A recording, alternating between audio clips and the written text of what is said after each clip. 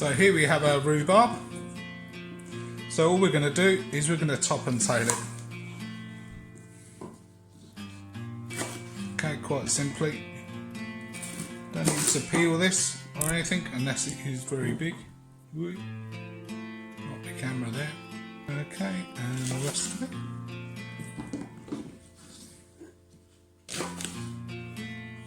And then all we're going to do is just chop it down into chunks.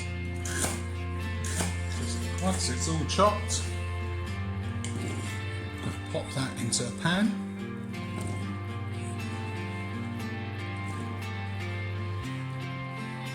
Now rhubarb is quite bitter, so there will be some sugar in this, but we're not going to put it in yet, because if you overboil this or overstew it, then the sugar will burn. So I always put it in afterwards, and then you can add it to taste. Okay, there we go. So this is going on the stove.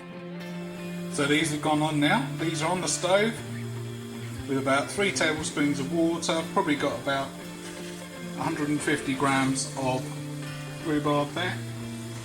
And then I'm just going to put a lid on them so produce the steam.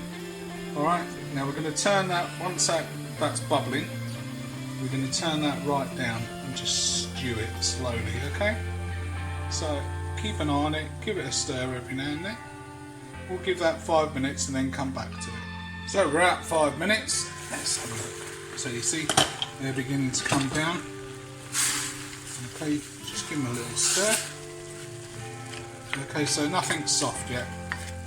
Alright, so depending on how big your rhubarb is, it will take longer, whether it's really ripe. This is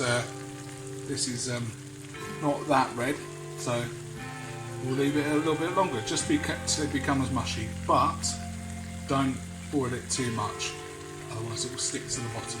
So if we need to at this stage, we're going to turn the heat down, okay?